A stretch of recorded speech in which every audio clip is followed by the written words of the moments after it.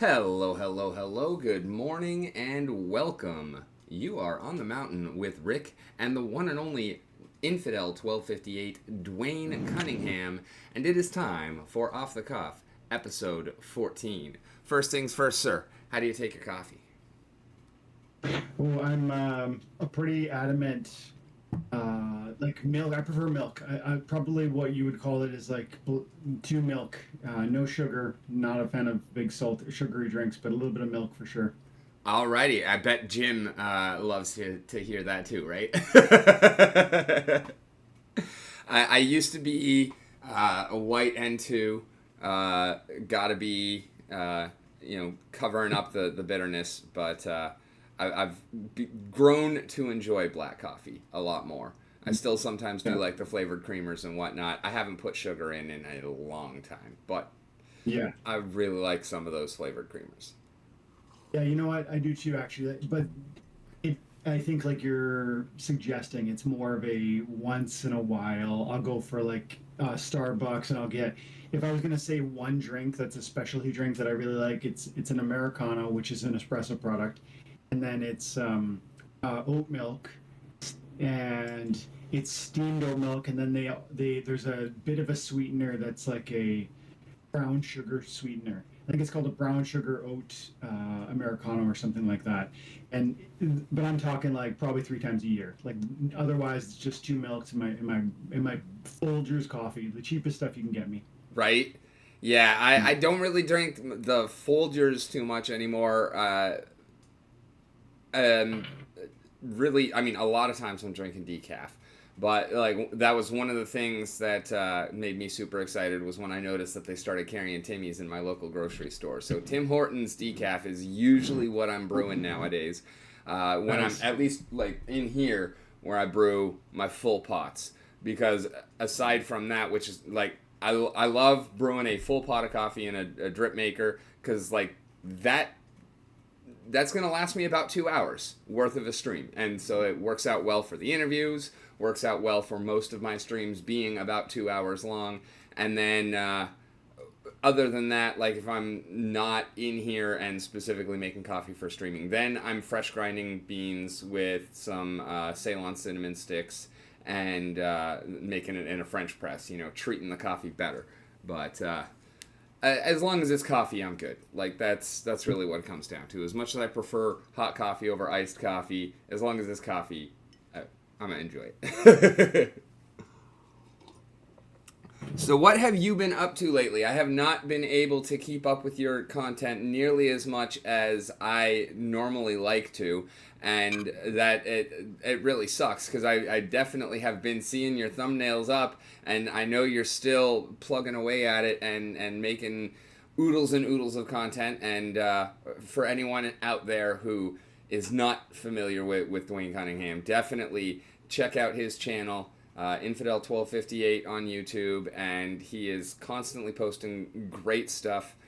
Even uh, projects that I am no longer involved with, but just always a careful and measured look at what is going on and responses that put thing together in such a way that most people aren't going to immediately come to. And hello, Jim, out there in YouTubeville. Mhm. Yeah, it's been.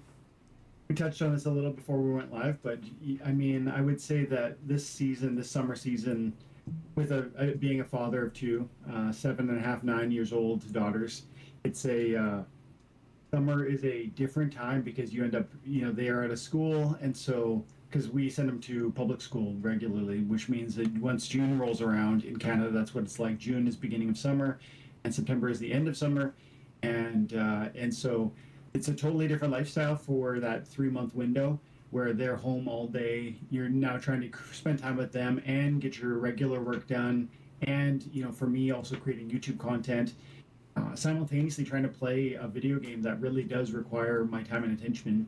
And then there's other things too, as you alluded to.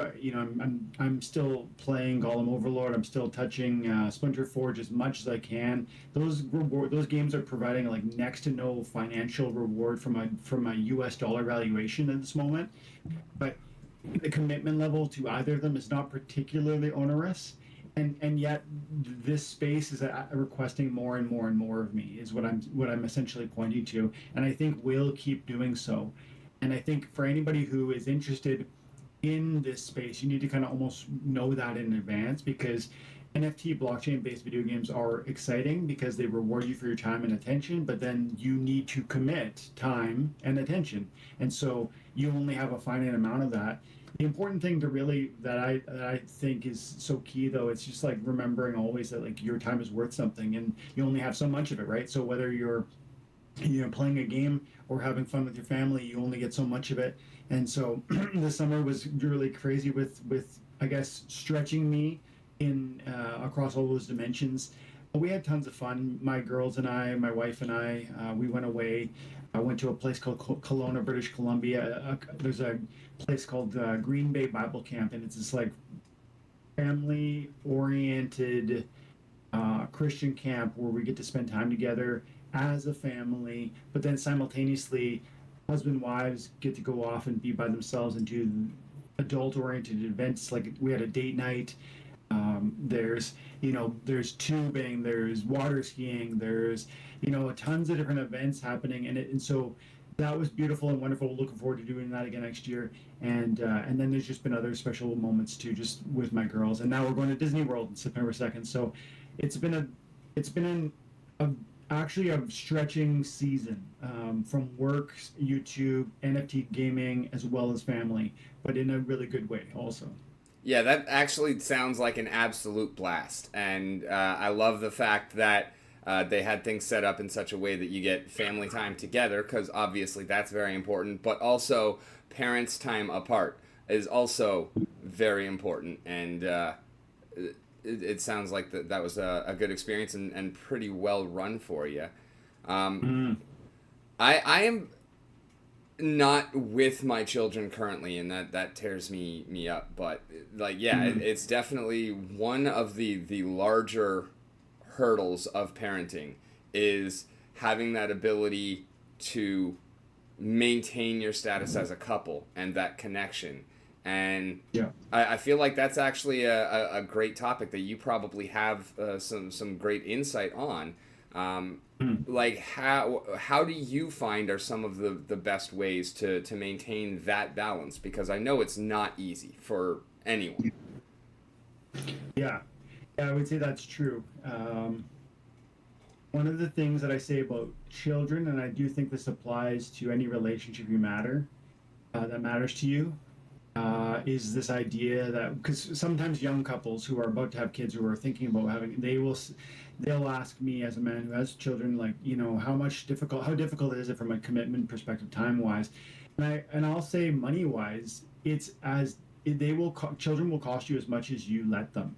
But I actually mean that in a financial sense, but also in a time sense. And there are ways you can. This is something that I think is deeply important for prospective parents, but also people who are married. Your children are. I take my children as like a literal task from God. Like I'm to raise them well, I'm to lead them well. But there's also a greater commitment in that, which is my wife, my relationship with her. And then above her, even her, is like my relationship with God. And so if I get that hierarchy correct, and I don't always get that hierarchy correct, I will sometimes, I'll put work above them, or you can make mistakes in that. But my point when I bring up that they can cost you what you let them is, you need to recognize that they have a demand upon your limited resources, your time and your money. So does your wife. So does your job. And you need to always be checking in with yourself about whether you've got that hierarchy in the way that you actually want, because there's ways you're going to say you want that hierarchy laid out, and then there's ways you're actually going to lay it out.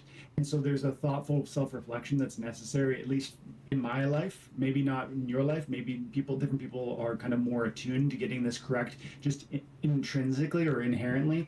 But for me, it's a constant assessment, and Jordan Peterson says you should spend about 15 minutes. You got to spend 15 minutes a day every day, or roughly 15 minutes a day times 7, like across a week. You need to make that bigger. Maybe it's an hour every 3 days or something, but you need to do that with your partner, your wife, so that you can check in on basic things. How, what is she experiencing? What is she dealing with? What are you dealing with? You need to debrief with one another in that way on a daily basis, or at least across a week, making sure it's an hour and a half, 2 hours a week.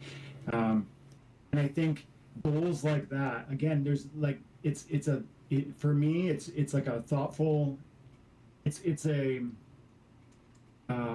it's a procedural way to deploy the thoughtfulness I intend, but don't always meet. And then that's kind of one of the ways that we end up working it out, so that I can see where she's at, and even she can comment if I'm lacking, if I'm failing to kind of meet some some needs of hers or whatever. So yeah, I mean, there's a lot of discussion. There is a lot of self-reflection. It's you're never going to get it right. Nobody's perfect. But then even in the middle of striving, like just recognizing that the perfection shouldn't be the enemy. Like striving for perfection shouldn't be the enemy of good, right? Like sometimes we say, well, it can't be perfect, so I'm just not even going to try. Well, of course, if this matters to you, you're going to pour yourself out aiming at perfection, but recognizing that just good or better is going to be really where you're going to be landing, and just being okay with that while we aim at that greater growth. Yeah, intentionality is definitely an important part of all of it. And while, yeah, you're never going to reach that unattainable level of perfection, you can make consistent small improvements, and that helps over a relatively short amount of time to make a huge amount of difference. Mm-hmm. Yeah, it's not really. I think I've heard people say this. I don't know. Maybe my wife has told me this. I've heard this somewhere. There's an idea that sometimes we want big, grand moments to sort of establish an ongoing relationship. You buy a beautiful diamond ring for a wedding, for an engagement, or for an anniversary. But do we buy like little tokens on an ongoing basis? Just like, hey, I brought you a coffee today from Tim Hortons. You said you like Timmy's. Or do you know what I mean? Like, do we do little gestures along the way, or do we wait for big moments? Because I think, again, with money and with time, it's the same conversation. And building a relationship isn't, hey, I showed up one time this year. It's this ongoing thing that you either pour into or that you don't. And that's that. Again, it's got to be so self-reflective, because you're gonna mess up. But then, in that, even honesty when I mess up and coming forward and being like, hey, I'm sorry I haven't had this chat with you in a few days, but how are you doing, and what's new, or whatever's going on. Hey, you mentioned the foot thing. How's that going, or whatever. You know what I mean? Yeah, absolutely. It's a great way to look at it. It's an ongoing process. You're never done with it. Just like everything else in life, you gotta continue showing up and putting in that effort, and you are going to have off days, no matter what you're talking about. Like, everybody has them. Some more than others, but acknowledging that and coming back from it is also a very important part. And I'm sure that even though you're not actually mentioning it, but that is also kind of how you have grown your channel so successfully, and become the kind of powerhouse that you are now. And it's definitely something that I took notice of early on in my streaming career, and I mean, you helped me out a lot, both in terms of directly and indirectly, just kind of noticing how serious it really all is, and how much it is a show up and do your best, and continue working on that and improving, so that your best continues to become better. And I wanted to acknowledge and thank you for that, because there have been quite a few people who were instrumental in me even getting to the point where anybody wants to tune in and watch this this episode, and you were definitely one of those. So tip of the hat to you. Yeah, it's a wild journey. It's kind of, I think of it as a blessing that I've received. Just even like I remember when I had I've been making YouTube videos for I forget how long now, but I was looking the other day. I think I'm over 1,000 videos. It might be 1,100, 1,200 videos. I don't like that's astonishing to me. Um, and I remember I used to just do YouTube videos probably 3, maybe 4 years ago now, and I'd make the YouTube videos just like talking about family, finance, and faith were are the things I'm interested in, and that's where that was like what I was feeling was like almost a thesis statement. I It was such a journey of recognizing and getting my hands around how like I think you need to be truthfully like in this space create content that's going to reach people. You either need like a greater focus because there's going to be some people that are interested in family, there's going to be some people interested in finance, and there's going to be some people interested in faith. It was just too broad. And then just in like a one kind of catalyzing moment, Splinterlands was spoken about as part of that finance element and then just grabbed. And, it was the beginning of a bull market, it was excitement and whatnot. But just, man, what a crazy ride to be, you know, I'm just doing this for fun. I enjoy this. I enjoy, conversations like this. I enjoy talking about those topics and that it's just this process. It's actually the whole thing is just literally a pastime that I'm enjoying. Creating content, recording these videos, even if no one was watching them. Right. And then happily turns into something more major, which is cool. And if that's not the reasoning behind getting started, then it's probably not going to work out very well for you. Like, you have to be doing it because you enjoy doing it, or that's going to come across. Like, if you're just doing it because, well, it's a paycheck, it's not a very good one. It's really not until you start to get really big, and you're not going to get there if that's your sole motivation. If you're not enjoying it, your audience is going to tell. And I'm actually glad that you brought up Bull Run, because I also see that is trending on Twitter and on X. And has been something that is coming up more and more as we look towards the end of the year and next year. And what are your feelings on the greater crypto market right now? Like, how are you looking at things? How are you thinking? How are you feeling? And obviously, I'm not going to ask you for specific orders or anything like that, but what kind of moves are you intending to make?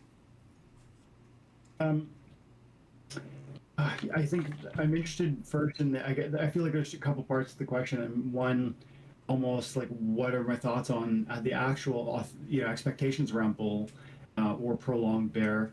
And then it's even like what moves with that knowledge and that kind of foundation, what moves what I might be looking at doing live with. Hang on, Rick. I just want to post a quick little come hang out. Yeah, I'd say first and foremost, I'm expecting, but man, I do feel like there was a kick in the pants the other day when Bitcoin broke low. It was like, what was it, 29.5 or 29.4, and then fell through that, and that seemed like a pretty important line, and it impacted it impacted every crypto, but one of my major bags is XRP. And XRP was holding at that moment at 68.70, if I recall correctly. And now when BTC fell through, XRP fell through, and there's a big number of like 54, 55 or 54 was a really important sort of line to hold, and XRP didn't hold it. And so all that to say, I have been feeling very bullish. I have been quite hopeful. And I guess I still am, but I feel like some of my expectations maybe failed to hold or failed to work the way I was hoping they would work in the last couple of weeks. And so that doesn't mean I'm bearish. It just means that I am less confident and in the short term. And then is it so now I'm like I don't really know what's coming next. Is what I'm saying, and I could easily see Bitcoin just turning around here, and I could easily see the altcoin market following. I you know I also could, and one sort of fundamental thing that makes me think that would be, there's a election coming in your country, which impacts the rest of our world. And I wouldn't be surprised at all. And the Fed did imply that they're going to stay hawkish. They're going to keep pulling up rates. And what's his name? I forget the Fed chair right now, but he spoke recently, and he pretty much said there's going to be more to come, more rate increases to come. But I kind of doubt it. I think they got to say that because they want to fight inflation. But I actually think, and I've thought this for a while, that the markets are in a dangerous spot, because ultimately what we're talking about is you need to raise interest rates in order to quell inflation.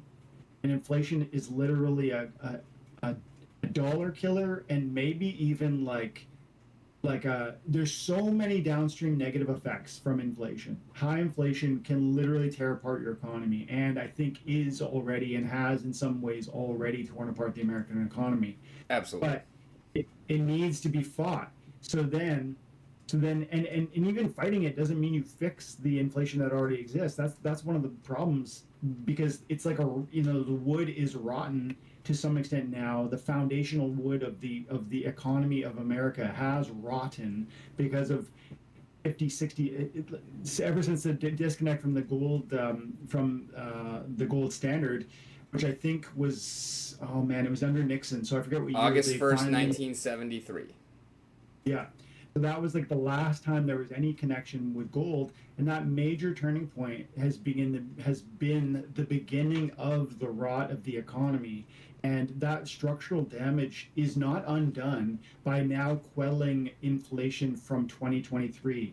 But it's important that we quell inflation from 2023. So then you say, well, obvious answer, raise interest rates. The problem is you break the economy that way too, because the massive amount of corporate debt is like at all-time highs, and then individual debt is at all-time highs, and mortgage debt is at all-time highs, and auto debt is at all-time highs. These are the economy. Americans have leveraged themselves up based on promises, really, based on like almost a need, because of how the economy has been rotten, and therefore there's not enough income in one household. Therefore, you need to take massive mortgages, you need to take massive car loans, 0% interest on those car loans, 3% interest on those mortgages. But then that's now ticking up to 6-7% because of the interest rate hikes. So all this has a massive, there's this tension between, we need to fight inflation, so raise rates, but then raising rates could break the economy because it makes people go bankrupt, and then they don't make their payments, and then those banks that don't have those loans lose that money, and then it's a massive problem. So there's this tension, rock and a hard place. And I bring it all up in this context to answer your question about bull market, bear market. I could see especially as we look toward the next election, I absolutely could see the Democrats pushing forward some sort of aid, some sort of stimulus pack, some sort of, inflation of some nature, whether it's put in the hands of the banks so that they can hand out more loans, or whether it's put in the hands of the public with some sort of, stimmy checks. I absolutely can see something like that happening. And because markets are, they're kind of almost holding on. Like the Dow Jones isn't tumbling, but if we saw like massive tumbles in then I wouldn't be surprised to see if we saw stimmy. And so this could be, in my mind, this could be weeks or months, short months away, where we see, especially because of the election and that the desire to be the good guy, the savior. I wouldn't be surprised if we saw massive inflation through printing to try and create stimulation so that the economy might uptick in anticipation of the next election. Because there's this tension, and we could break in two ways. They almost might need to throw money at it. That won't work long term, but that could be a fundamental consideration that I've always kind of understood could be in the background, in the back pocket of the major players here. So I don't know where we're going. I remain bullish. I am super confident that many of these tokens in the top 20 or whatever are going to be changing our world.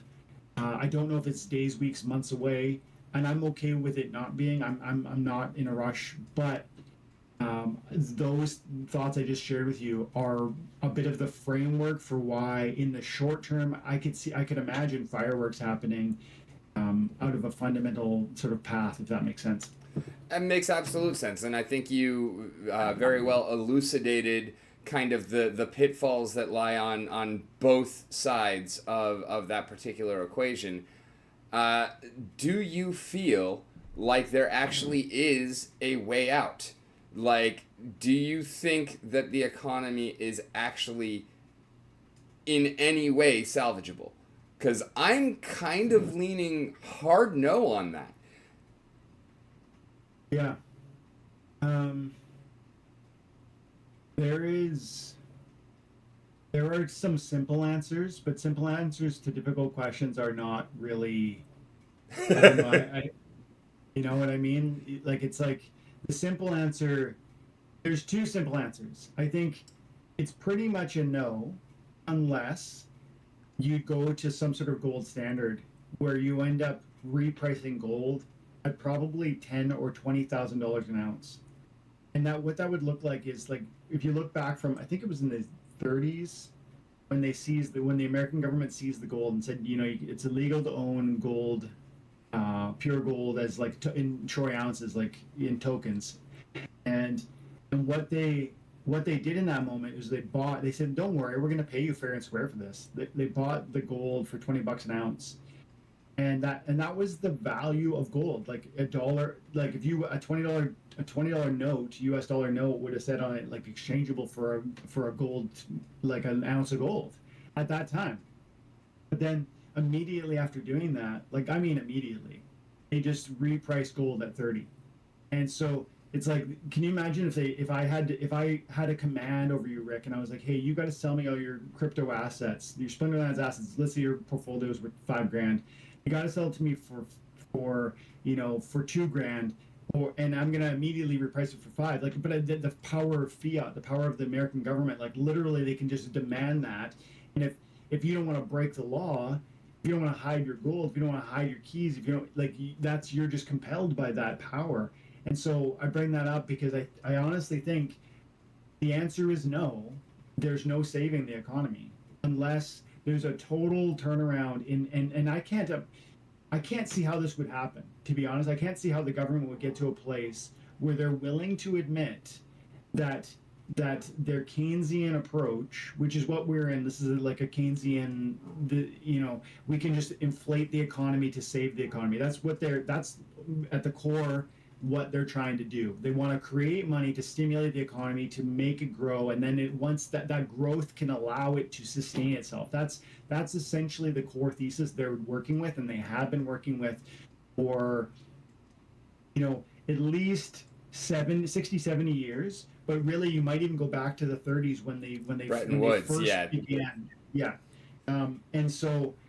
And so I think the long answer has more to do with this. There would be one saving plan because gold is literally the only token that's ever been acknowledged as money in a sense, and tying the dollar to gold we have this much gold and we'll connect. We'll say that much gold equals X amount of dollars is literally, in my mind, the one and only way that you could ever reintroduce trust and confidence in the US dollar. And that is integral for the entire ecosystem across the globe. The international economy is dependent upon the US dollar being essentially the cornerstone that they all can build upon. And I think that's falling apart now with the BRICS nations and what they're trying to do. And even you've seen China and Russia trading oil for gold, and you've seen Russia eliminating all of their, like selling off all their U.S. bonds. You've seen Russia and China. China hasn't been buying more of it. They are the nation. The globe is moving further and further from a U.S.-backed cornerstone economy and getting to a place where they can operate irrespective of what America's doing. And I think that is indicative of that the world sees the rot we talked about, the foundational rot in the economy that we spent a few minutes talking about. I think the only path is gold. I think because the world would recognize gold as money, and a dollar backed by that in a measurable and an auditable fashion could be trusted. But I don't believe, this is one last pessimistic thought. I don't actually believe that the powers that be are willing to pull that trigger. And if you could look back even at Kennedy, man, like I don't know a ton about his story, but I know that he was looking at silver to back the U.S. dollar by silver, and look what happened to him. Right. Like you get taken out when these. If you're the power that be that tries to implement these, as you're talking about stealing. I forget who this is. There's a famous banker who says, it's this crazy quote. He says, I don't care who runs the nation, just let me run the money printers, because whoever runs the printers will runs the nation. You literally you can't. I don't care if you make the rules, quote unquote, on the books. You're the president, you're the vice president, you're the, if I'm literally the Federal Reserve, which isn't American and isn't, you know what I mean, it gets to call the shots in terms of controlling interest rates and controlling monetary pressures. Yes, the president and the government have a communication with that, but man, this is a massive deal, and I'm not sure everybody understands how big of a deal it is. And it's unfolding in front of us, and it has been for years. Since 2008, this whole issue has been bubbling and threatening to blow up in a way that I think we could get to a place of Great Depression. This is, and if you go back and look at some of my old content, like I talk about silver stacking, I talk about this is pre-Splinterlands, pre-blockchain, because I truly believe that bullion, gold and silver bullion, it's meaning bullion. If you don't know what bullion means, Yeah. It just means the pure coinage. No, it's the little cubes that you drop in your soup. So that's like I said, the short answer is no, I don't really think so. But the long answer is maybe through a path like that, but that would take a certain degree of prudence. I'm not sure the powers that be have. Yeah, I'm very much inclined to agree with that. I'm not saying that there is no way forward at all. There are definitely some very smart people in this world, and in many aspects, I am not among them. So I'm not imposing limitations on what we as a species or what we as a people can think of.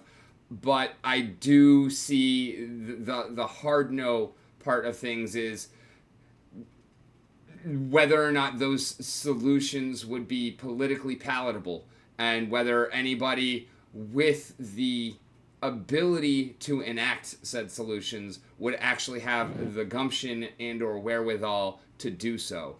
And that's kind of where I get to the hard no, because anybody who is in power enough to change the status quo is benefiting too much from the status quo to actually want to change it.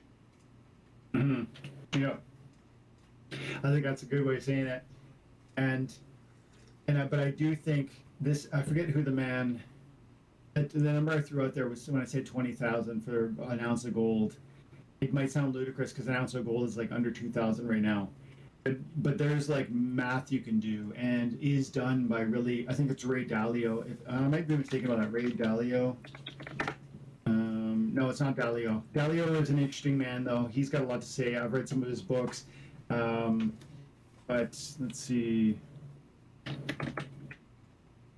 Mike Maloney's another guy that if people are interested in learning more about this topic and sort of where gold and silver could play in that, you might want to check out his content. And then gold to. It sounds like a ludicrous number. I know it does. Peter Schiff, he's a gold bug who talks about this topic. These guys come across as crazy to people who trust the U.S. dollar, who trust the status quo, who believe that because America has been the cornerstone of the global economy since really, I'd say World War II, that it's always going to be the cornerstone of the global economy. Those who fall in that camp are going to think some of what I just said is crazy, and they're going to think that no, it's going to be totally fine. And I don't know that I could convince you. because I suspect there's a bit of like the I think I'll tell you this, the anxiety and the fear that I personally felt when I began reconciling and wrestling with these topics, because I'm not talking about a little economic problem. I'm talking about a global depression. Yeah. And the implications of this are enormous. Like, I mean, starvation, I mean, war, I mean, like, they're terrible and terrifying. Yeah. And I don't think burying our head in the sand is the path to avoiding that. But unfortunately, burying our head in the sand is the path to avoiding the cognizance, the awareness of the concern. And that's, of course, man, that's not just because you avoid you don't think about the problem doesn't mean the problem goes away, but that's some people's approach. Yeah, absolutely. And I feel like that it very much is a worldwide concern, that especially the typical American is ignoring that entire facet of the problem, because most Americans really don't think outside of America's borders. And so I'd say that there is a greater than 90% chance that America's economy, by and large, suffers, crumbles, or undergoes some kind of extreme metamorphosis within the relatively near future. I'm not going to try and put exact numbers on it. Again, there are people who know much more than me that are working on these things. But just through paying attention and the things that I have been learning, reading, and starting to learn a lot more about economics in general, how big of a domino do you think America's economy is? So we both have already discussed and agreed that it's going downhill, and the likelihood of any kind of actual fix is pretty low. How big of a deal do you think that is immediately for those who are not within this country? Like, obviously Canada is very tied and very close, but even I think around the world, like, those ripples are going to be huge. How do you see that kind of scenario playing out?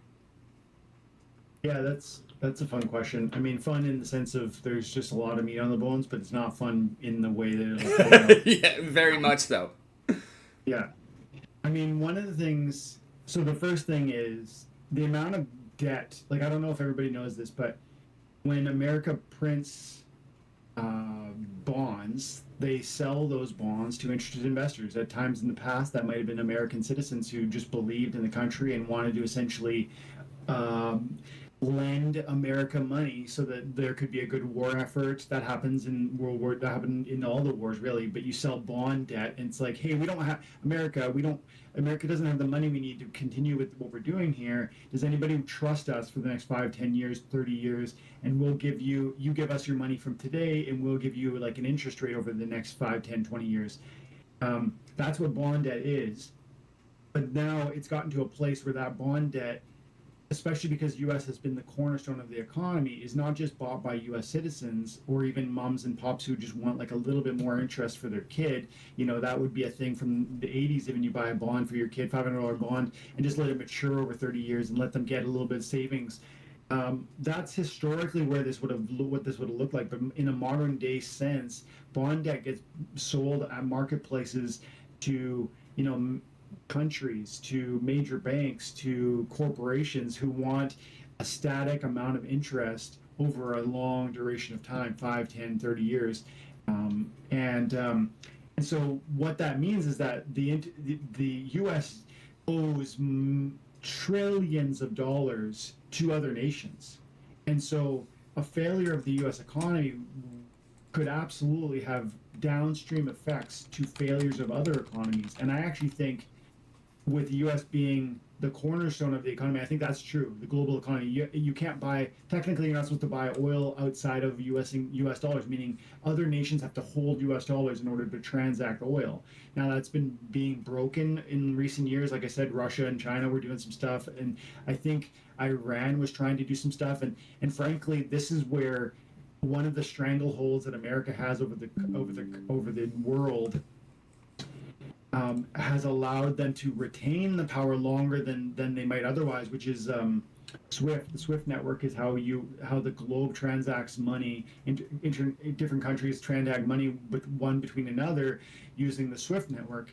But that's something that is archaic, outdated, slow, and it's controlled by America. And then we get things like crypto, which can solve for that. So there's a separate conversation which I don't want to digress down there, but that's one of the reasons why I'm so excited about what crypto is. But just to kind of pull it back to your question, the ramifications of America's economy suffering are massive for the global economy. There's according to my Google search here, $7.6 trillion held by foreign countries. That's U.S. Treasury debt. So that's $7.6 trillion worth of the debt, is owed to those other nations, and that money just might not get paid, especially if there's like a war with China. Some part of that's Chinese. Ultimately it just doesn't get paid, and defaulting on the debt is a massive deal. It speaks to other countries and their confidence in the US dollar, and then their willingness to buy those bonds in the future.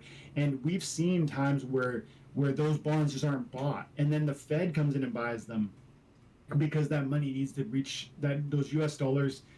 Those bonds need to be bought, and so you'll see like the Fed will buy some of the stuff. So there's all kinds of monkey business happening to kind of keep it going. I don't know when it's going to fall apart, but I think it does, and the implications for the globe are massive. And that's just one part of it. Then you might say, well, why do I care? Like an American might say, why would I care if like China doesn't get its money from us? And I think you're not understanding how the internet. This is one last point I'll say, Rick.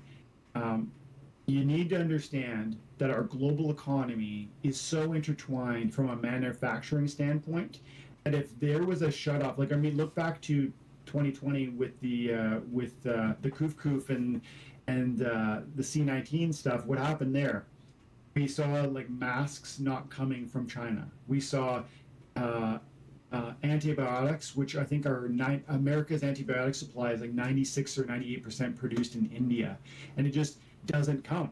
Like these are critical things, and then supply lines of every kind. You saw computer parts, you saw truck parts, you saw all these things that our nation, Canada, America, need to continue operating today come from other parts of the world. And those supply lines shut when those people don't want US dollars. When you go to them and say, hey, we need X, Y, and Z, and we want to pay you in greenbacks, and they say, we don't want greenbacks, we don't trust the value, the number printed on the paper, you don't get those products. And that's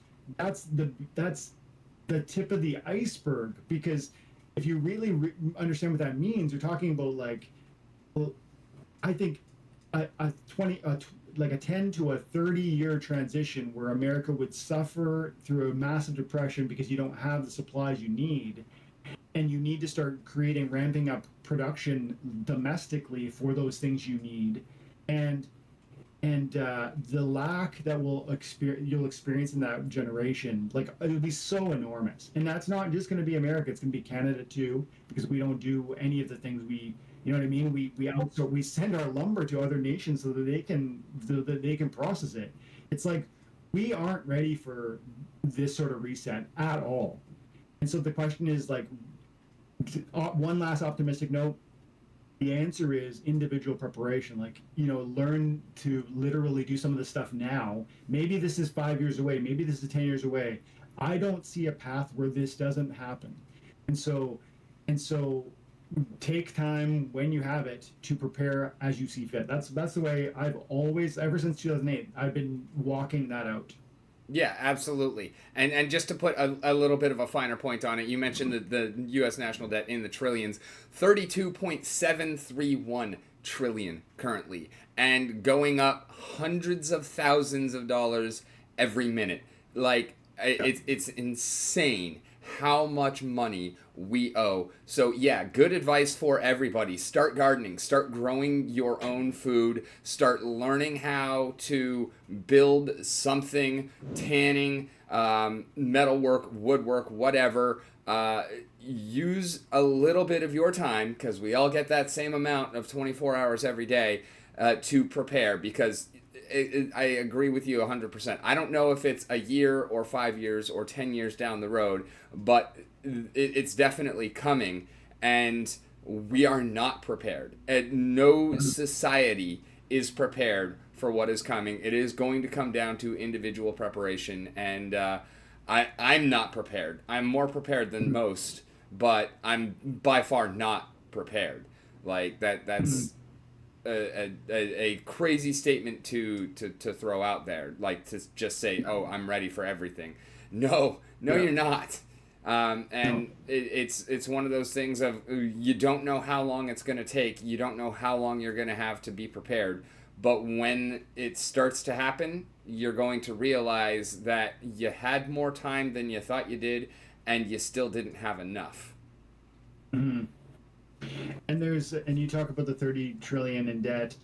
That excludes, by some people's estimates, like 200, 300, like massive crazy debt. Yeah, that's just what's reported. Like, we're talking pensions, we're talking like Fannie Mae, Freddie Mac. I don't think those are included in those. Those are like, essentially, there's far greater debt than they tinker with the numbers, and they subdivide so that it looks better than it is.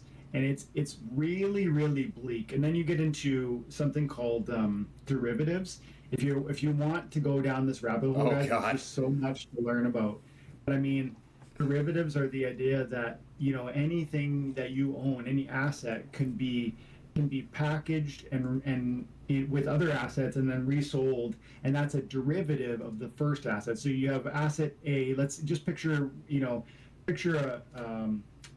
Settlers of Catan, the board game. You've got wood, you've got slate, you've got sheep, and you've got a brick, and you've got wood is sold at one price, and brick is sold at one price. But when I sell wood and brick together, I can sell them like in a package as a derivative. And in real economies, they do this where in a sense, you can sell the wood, but you also sell that same wood in combination with a brick. And then you sell that same wood. That, I don't mean other wood. I mean literally that same wood with another brick and another slate. And those are 3 different packages which include the same piece of wood. And so that is called derivatives. And derivatives are happening with the US dollar in a variety of ways. This happens with mortgage-backed securities, with homes, with auto loans, so the amount of assets and debt that exists is complicated in this like exponential fashion because of this concept of derivatives, and what the government, or sorry, the banks, through government pressures, have done with derivatives. Is it's terrible and terrifying once you start going down this hole. Yeah, I'm not too well versed with derivatives myself, but I know that there is definitely some shadiness going on there, and I believe, correct me if I'm wrong, but the worth of the derivatives economy, as astounding as it is to think about, we owe $32 trillion. The worth of the derivatives economy is something on the order of hundreds of quadrillions of dollars. Yeah. Like, that amount of money does not exist if you were to put together every single hard printed dollar, gold coin, like every currency from every economy that has ever existed since the dawn of man. There is more money in this fake derivative economy than has ever actually existed on the earth combined. And that is just mind-blowing. Like, Yeah. How do you even begin to wrap your head around that? Yeah, I don't think we can. There are charts though that are pretty interesting, and there. This is where some of the gold bugs and the silver bugs. And when if nobody knows what that means, just they're the people who believe in gold or silver as like a sound monetary investment. Um, they start to bring up these factors, and you can find data on this stuff, like how much U.S. dollar derivatives exist. Um, and and then what would it mean to bring, like I said earlier, to establish a gold-backed dollar, U.S. dollar, because you need to account for, you need to, what you ultimately would be doing is, are you saying, hang on a second, I think I'm mute site. I don't know, I heard a little maybe feedback there, but what you would be doing is you would be essentially calculating how many U.S. dollars exist, and then you'd say how many gold coins exist, how many ounces of gold exist above ground, and then you would subdivide, the U.S. dollars by the ounces of gold to create a price, and that's where we start talking about $20,000 an ounce. And so this is where some of this stuff, the rubber meets the road. If we're going to find a path out, it's going to be confidence established through U.S. for like a return to some sort of peg, whether it's a 50% peg, a 25% peg. It's going to have an implication on what that dollar threshold would be. But I think this could happen in my lifetime. That's why I collect bullion. It's in my savings, and I invest in crypto, bullion, and real estate. And I think real estate could be real problematic in the future because of all these things I just alluded to. But you got to live somewhere. So You do indeed. How do you feel about paper gold? yeah, that's real dangerous in my mind. So if, just briefly, just like I said about derivatives, it's not entirely dissimilar. It's this idea that J.P. Morgan is one of the biggest silver derivatives paper sellers. So what they'll do is J.P. Morgan has this product called SLV, which is it, it, it's like a piece of paper that says, "Hey, Rick, you own one token of silver, one troy ounce of silver." These contracts are much bigger than that. We're talking like, but just for easy numbers, we're talking like you own this one piece of silver. But here's the problem: they sell. Last I checked, they sold 250 of these pieces of paper for every piece of silver that they actually own. And so 250 people own that piece of silver that you own. So what happens when John goes and asks for it to be physically delivered, which means like I don't want it in the vault. I don't want this piece of paper. You say I own a piece. You say I own a piece of silver. Give me my silver. That is a run on the bank, and that's what if that happens, and I believe it will happen.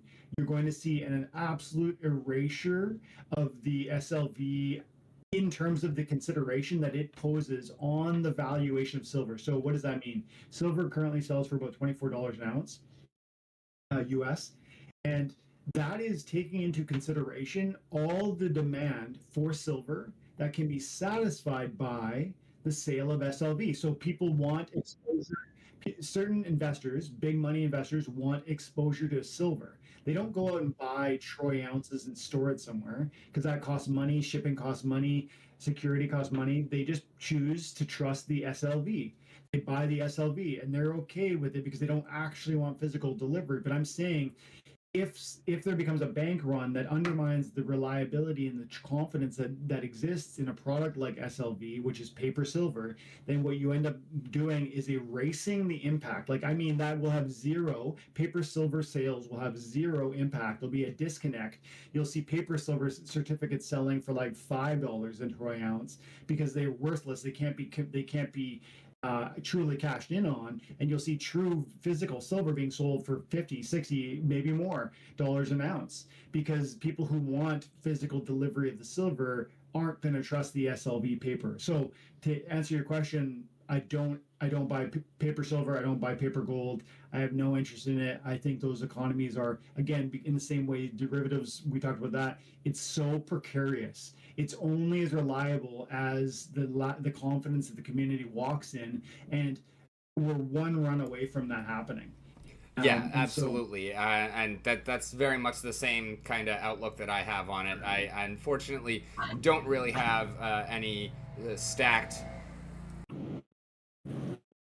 Sorry, my lawn guys are here, so I'm trying to keep things muted as often as possible so that you're not getting that okay. in your ear.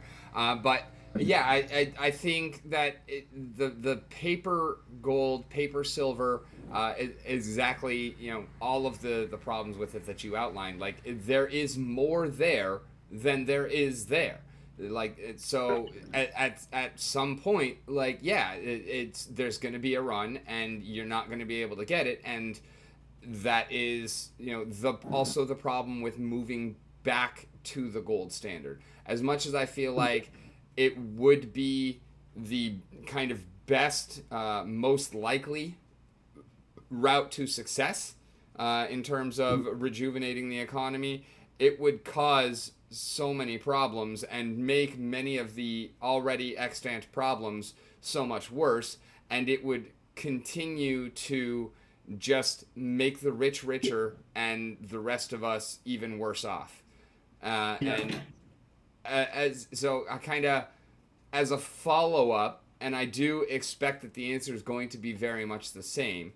Have you looked at any of the gold backed cryptos? And what is your opinion on them? Do you think that's any more trustworthy than paper gold, or do you lump them into the same category? Yeah, maybe I'd love to. Oh, there's two things I want to answer about. One, your direct question, but then the comment on the rich getting richer. I do think you're right. If this plays out, like this is what I'm talking about, is the greatest financial change that our generation will ever see, and I might be wrong. So okay, maybe I'm wrong. Forget everything I'm saying to you. But I'm saying if you're listening to this, I think this demands a certain degree of your attention so that you can challenge and prove for yourself that no, Dwayne, I think Dwayne's mistaken because X, Y, and Z reasons. And but man, don't just bury your head on it. Because you said the rich will get richer if this stuff happens. I think it's more like the people who are paying attention have an opportunity for life changing generational wealth, and I lump crypto into that conversation. I'm actually part of the reason I'm excited about crypto is because I think it is largely either it's not inflationary, meaning you can't just most of them like the good ones like Bitcoin. There is new inflation being printed, and we're about to go through a halving, which means the inflation will be cut in half.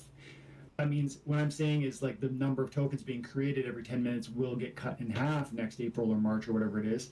So when a token has a limited amount of inflation or no inflation at all, which some of the tokens do, that's interesting to me because you're actually getting into a place where, again, the core about economics is that supply versus demand. And the supply, if it's infinite and always growing, that is going to diminish its value. That's what the problem is with the US dollar. It's infinite and it's always growing. And so $1 today is not worth $1 in 1930. Houses for the longest, this is interesting, houses in America for the longest time, I mean hundreds of years, would, just, it'd be essentially the equivalent of 5 grand. Like that's what it would have cost. And when you look at it from the perspective like gold, you can see interesting metrics of how it would have been really stable for a very long time. And then we started creating more and more US dollars, and then housing prices started growing up. So what I'm saying is I think it's not just the rich are going to get richer in this next transition. It's that anyone really paying attention to this has an opportunity to see generational sort of life-changing opportunity.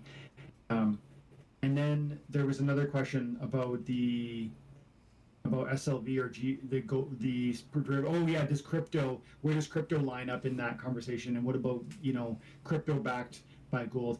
I'm interested in that stuff for sure. I don't hold any of that. I guess my only criticism, and my criticism toward America doing this, and would be, if there's a gold backed US dollar, if there's a crypto backed by gold, I want to know and trust the accounting that speaks to how much gold is backing it. The auditing process needs to be reliable. If that's reliable, I could get behind it. But with something where they don't even have, like the SLV, there's no cap to it. It's not like, hey, we've reached 250 per piece of paper per ounce. That's too far. Let's reel it in, or let's acquire more silver, which would be a really healthy thing to do. If they came out and said, you know what, the SLV product is, we've got too much exposure. We don't have enough physical ounces. We're going to buy, way more silver ounces, physical ounces, and get them delivered so that we can kind of shore up. Because that would be a really healthy thing to do, a really responsible thing to do. But JP Morgan, which runs the SLV, has no interest in responsibility. They have interest in profitability. And so you're not going to see that. And so I guess my short answer is, I would only be interested in a crypto backed by gold if I knew and trusted, if I knew that it was backed and the accounting proved it. I felt confident about that. But currently, I don't hold any of those products. That's pretty much where I'm at as well. And I was kind of looking to see if you have actually done any deep dives into them. The one that is sticking out in my mind, the only one I can immediately think of right now, is Pax Gold, or Pax G, which is supposed to be a 1-to-1 backed, gold, tokenized gold. And it's something that interests me, but it is something I have not done my own research on. So always DYOR, people. There's plenty of scammers out there that are looking to make a quick buck at your expense through any number of shady means. But I kind of lump it all in together, because unless I know and trust and have that data, like, my natural assumption is going to be that no, you don't have that 1-to-1 backing. It's all tether to me. Yeah, definitely. And the question, but I mean, some people might say that any coin, any crypto, any dollar is backed by confidence. And you'll hear people counter the kind of the gold bug argument. The arguments I'm making are really anti-Keynesian economics, and maybe I always forget the opposite. But there's two streams of economic thought. Keynesian is what is so common in today's age.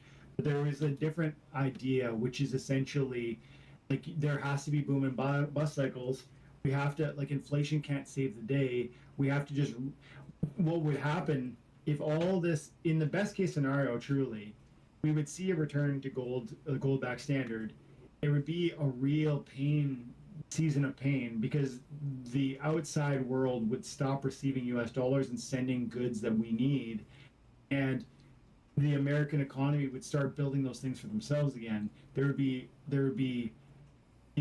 lack of jobs. There would be, starvation. There would be great destitution for a period of time. But then the domestic economy would grow. New opportunities would rise up, and some of our children or their children would have probably the best economy this country or your country has seen in, 70, 80 years since World War II. But so I'm hopeful these things happen sooner than later, because I don't think there's a way around them, and I'd rather them happen I'm 42. I'd rather be a hardworking, young-ish man who's capable of protecting my family, working hard, earning, value, so that I could fight through the difficult season that I expect is coming, and then see my children grow up into a thriving economy, as opposed to kick the can down the road and then my kids can deal with it. Because I think those are the two options. Either it's now or later. And the U.S. economy, the Federal Reserve, they are doing everything they can to kick the can down the road. And it's not a red versus blue thing either. This is like every political party. There's only like Rand Paul, the guy. There's probably like a handful of people who who are within the power structure that are pointing toward these things and intending and trying to do something about it. But almost everybody is kicking this can down the road. Yeah, 100%. And with every boot, the problem just grows. Like it's not even kicking the can down the road; it's kicking the snowball down the mountain. Like Yeah. it's just getting bigger. It's just getting worse, and eventually there is going to be that impact. And yeah, I am of the mindset with you that it's better if we nip it in the bud and try and take care of things now. But then that circles the question back around to, but how? Yeah. And honestly, I feel like, well, you're correct that there would be a period where the American dollar goes down and we are not able to import things, and so there's going to be a lot of things that we just have to kind of bootstrap ourselves and return to making things at home. The world has progressed now to such a point where certain key items are so in demand, and if we were unable to receive those, then I don't know that we can actually rebuild. And the obvious answer there, or the obvious item there, would be oil. But honestly, I don't think that's it, because we do have enough of our own. But stuff like the microchips from Taiwan, like Yeah. we could not rebuild our economy without that kind of tech, because if we were to lose access to it, our enemies did not, then we would end up losing a lot of our interests around the world, which is another big part of the reason why the American dollar is kind of the cornerstone of the world economy. And I see that as one of those kind of hidden catches in this problem that is one of the really difficult questions to answer, because I feel like that is a key to the entire thing. Mm-hmm. Yeah. Yeah, you're right. I mean, that's part of the absolute, like, the terrifying nature of what this all might mean, which is, it's not just, hey, this will be inconvenient. It's that there will literally be a complete lack of things that you've gotten entirely accustomed to having. I mean, like, everything from food items. Like, think of, if people, I don't know if anybody's ever heard of this idea of, there's I think it's called 100-mile diet. Some people will strive to eat only products that are grown within 100 miles of where they live. Yeah, the locavore lifestyle. Yeah, it's this idea that you recognize and you strive to live within what is actually sustainable, from a perspective of, it's conceivable a product that grew 100 miles from here, through trade markets, through like the local trade farmers driving around, me driving a little bit, we could actually get those products. If it was worth the drive, you might get it. But I mean, bananas, avocados, things that you take for granted don't come from anywhere near you. Antibiotics, like, that's crazy. We need antibiotics, and like 98% of it, I think it's India. It might have been China. I'm pretty sure it's India.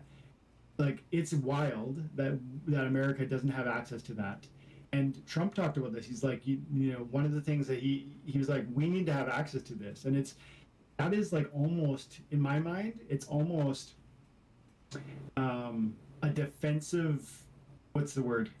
It's like, I think America traditionally has always had a certain amount of barrels of oil stored, just in case of a war. And then sometimes they will release those when oil prices get too high, so that they can help the domestic interest, Canada or America's, the people to retain gas prices at a certain threshold. But they would invest a certain amount of money to see that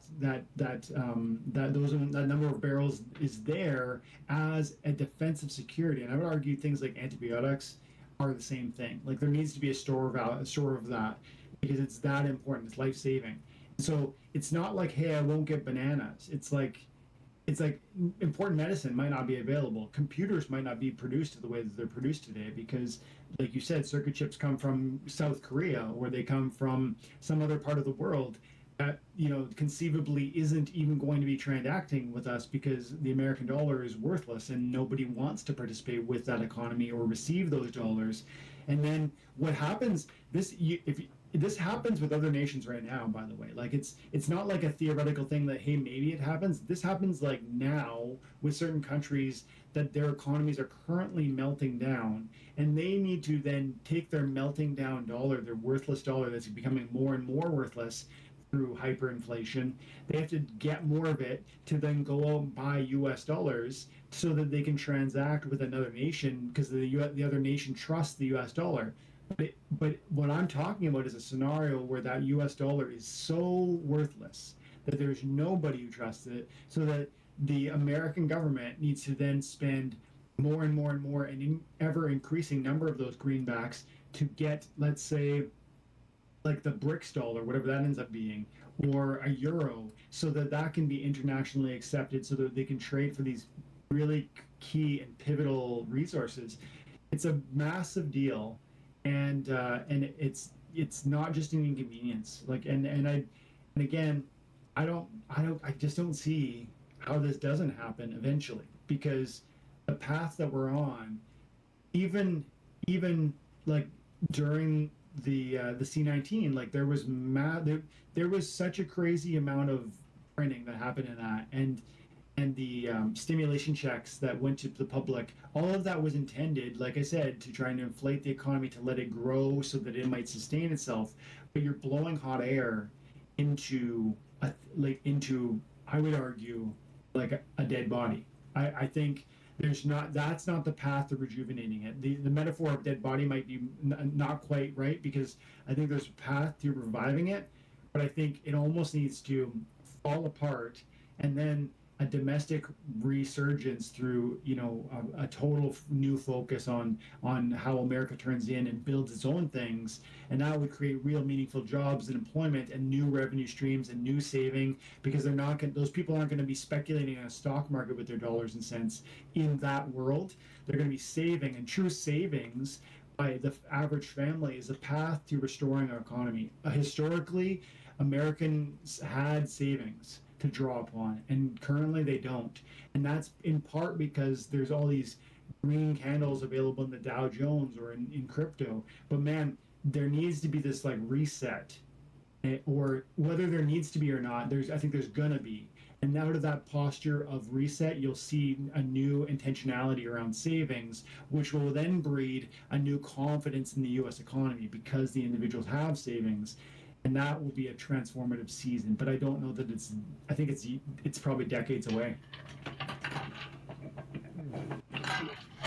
And do you think that with a reset, and we'll say, hypothetical kind of best case scenario where we actually do find some kind of reset that allows us to regain our footing and start to rebuild, do you think that capitalism as a system can actually successfully exist? Or do you think that where we are now is an inevitable conclusion of exactly the way that system is designed? Yeah, I do think, first of all, I think capitalism is I don't even like the word capitalism because I actually think it's actually the thing that I would herald as meaningful, which capitalism is, but truly capitalism has almost been like usurped the word to like to intend like what we have today. It's not what we have today. We have cronyism today, and that means that certain entities and back scratching ne'er-do-wells are creating scenarios where, for instance, the Federal Reserve prints money, the banks get first access to it, certain key banks, by the way, not all the banks, certain key banks, and then they can sell it at a profit to others. Or when massive contracts happen, it's like, hey, we're going to sell this, but you buy it, and then it goes public. All this stuff, this is cronyism. capitalism or free markets are literally just whoever wants to transact with one another. I have good A and you have money B. Let's trade A for B.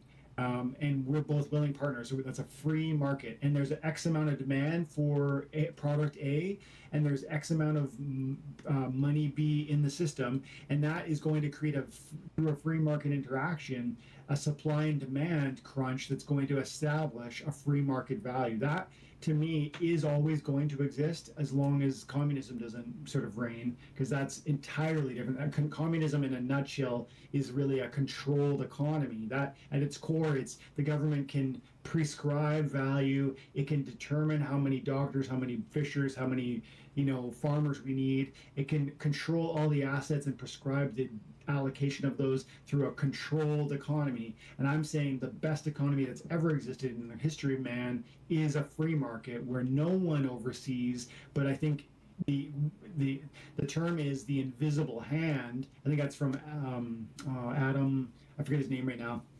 But it's this idea that the invisible hand, meaning no thoughtful person is saying we need X amount of houses in Detroit in 2023. It's actually just business entrepreneurs who see an opportunity in their local area and then take the risk of building that house at all their personal expense in the hopes that they can sell that product for greater gain. That's a free market operation. But then you wrap in cronyism, as there's all kinds of red tape and bureaucratic nonsense that slow down the production of the houses, increasing the value. It has to be CO2 emission, limited. There's penalties on CO2 emissions for this product or that insulation, or the roof has to be this many years, and on and on and on. This is bureaucratic red tape, which comes out of cronyism, because truly it starts from a place of one bureaucrat being like, I'm going to make it harder on you so you scratch my back when it's donation time, because I can then make it easier on you in certain ways. That's cronyism. That will fail. It is failing. Capitalism or free markets will exist unless communism reigns. And I would argue it's the only path to freedom for humans, because if you don't have choice of action with respect to your value, with respect to your financial steps that you might want to take, buy this, don't buy that, work here, don't work there. If you don't have that, then you don't have freedom. And so I do think we can find a path to that, but it has to start with, and it all broke when we created a central bank. Central bank was the beginning of this downfall. And if you go explore what that looked like, it was like literally like secret dealings at midnight to bring together under the U.S. government. And people were like, there's like assassinations involved in this. It sounds conspiracy theory-ish, but man, it's actually historically fact that at one point in U.S. history, there was no central bank. And during that time, the U.S. had a truly stable economy. And after that time, there's been this constant, I'm going to say the word growth in quotation marks, in the financial economy, but it's not growth. Like the Dow Jones has gone up radically a lot. It's all a growth of debt. It's not actually a growth of the economy. But that is why, and to push back a little bit, I feel like that true free market system still can't exist, because you end up getting, look at BlackRock. Could you imagine BlackRock in an actually free market? They would just have taken over the world. Look at what Carnegie built. And I'm not saying that he's an evil person or anything like that, but he started out, and then through developing and granted through compounding of small advantages over his competitors, he was able to take over the entire steel market for the world. That is not a situation that is going to lead to positive outcome for the majority of people. That leads to the very similar situation that we're in, where those who have the money and the power use that money and power to make things easier on themselves and harder on everyone else. And at the end of the day, every dollar that you are earning when you are at the top is on the backs of other people. I strongly disagree, but I would say that the definition of, because you're being critical. I don't disagree with where you're being critical, but I disagree with, I think what I'm hearing your conclusion is that you said, like, you give the example of Carnegie, and then you say the dollars in their hands create they utilize that to make it easier for themselves and harder for others. That actually is what I'm critical of, which is cronyism. That's the idea again, that like once they get money, what do they do with that money? And what do these entities and corporations do? They approach their local politician and they say, hey, you know what's dangerous? It's super dangerous if we just let's look at a modern day example. Amazon and Walmart and McDonald's, these companies are major proponents of increasing the minimum wage.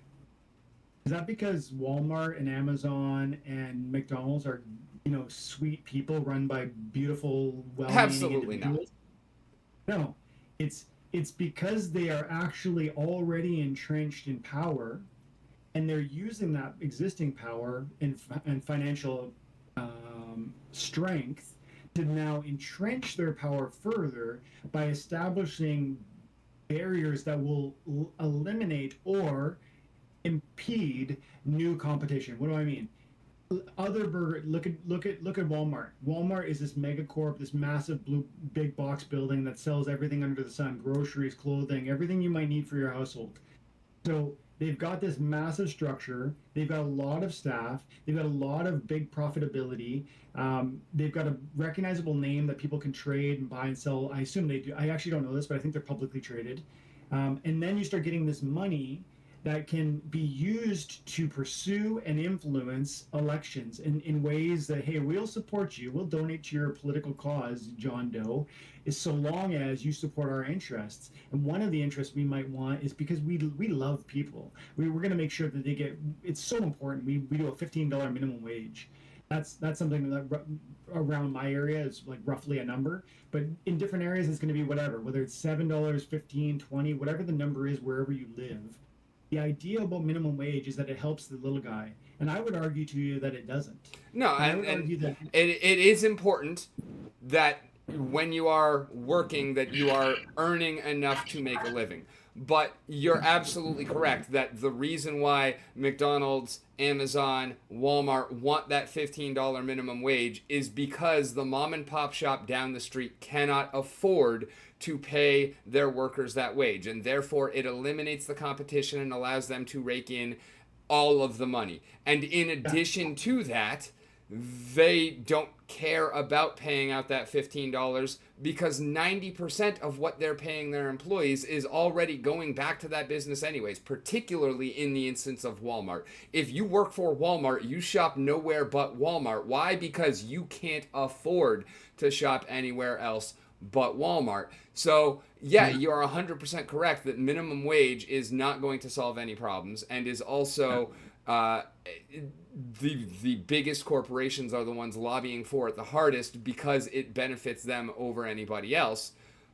But on the flip side of that coin, if there is no minimum wage whatsoever, then they're just going to be running everybody else out of business anyways through other means and not paying their employees a living wage instead of paying or lobbying for said $15 an hour minimum wage. They're going to be lobbying against minimum wages at all, and then they're going to be absolutely paying every single one of their employees the minimum possible amount in order to maintain their operations.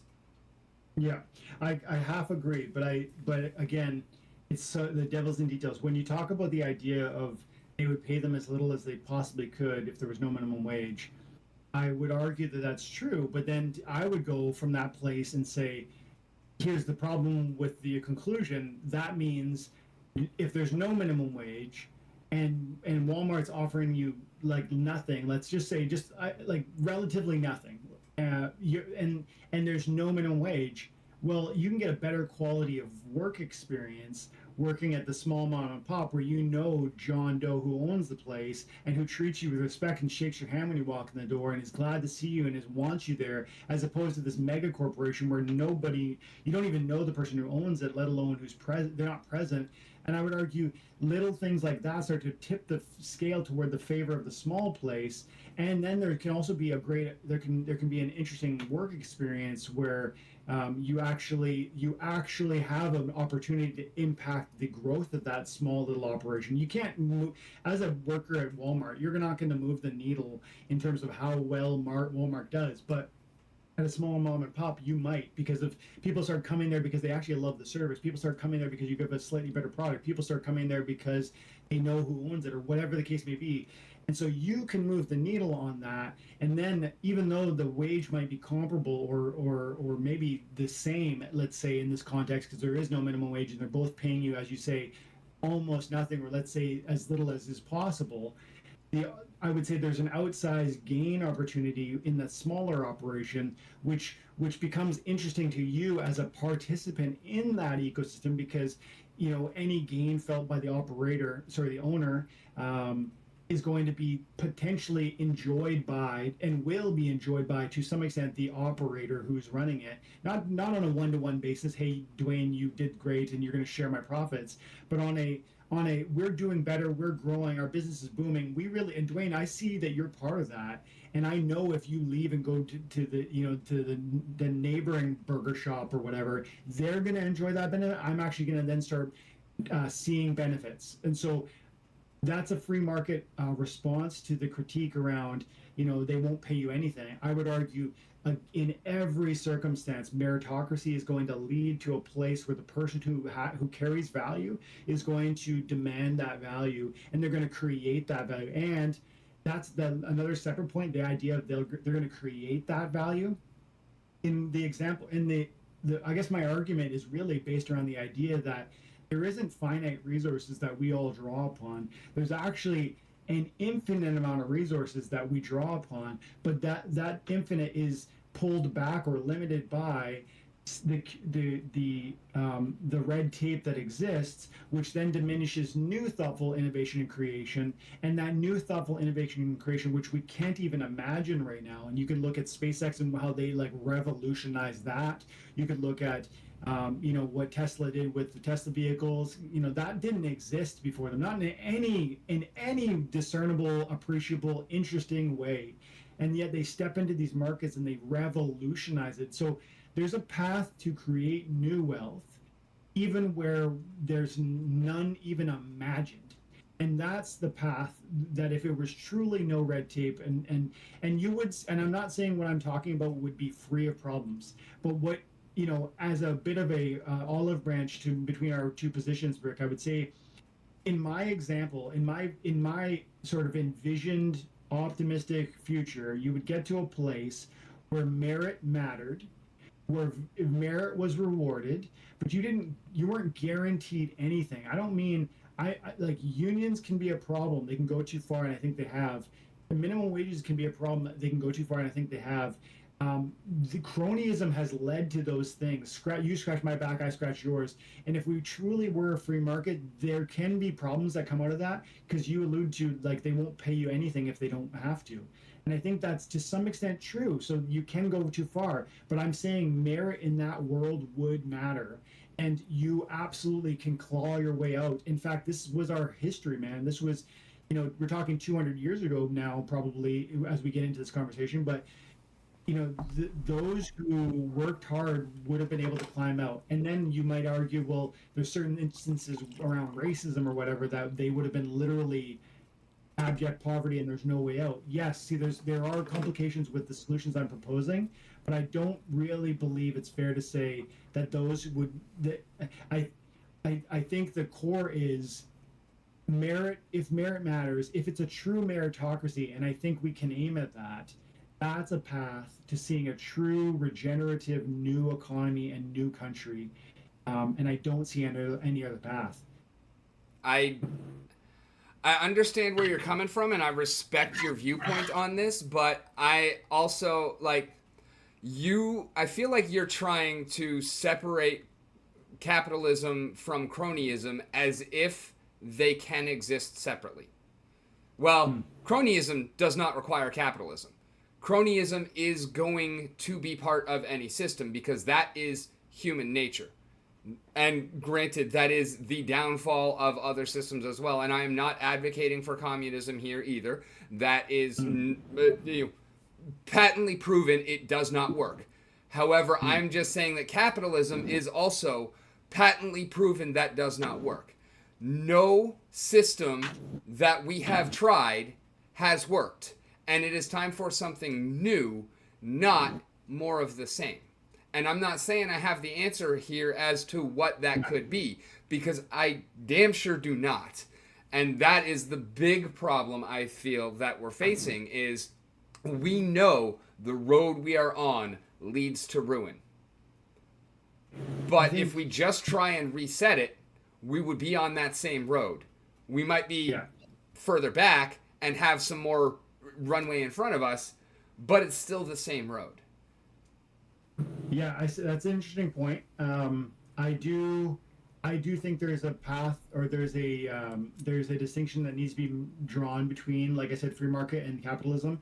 And I would argue that it's not that my point isn't that capitalism is in and of itself bad and free market, this idea is good. It's more that capitalism, the idea, the word, has been wrapped up in this idea of cronyism, and yet most people don't even know what that word would mean. But I would argue that's why I say what we live in is the cronyism, and what we should aim at is capitalism or free market system.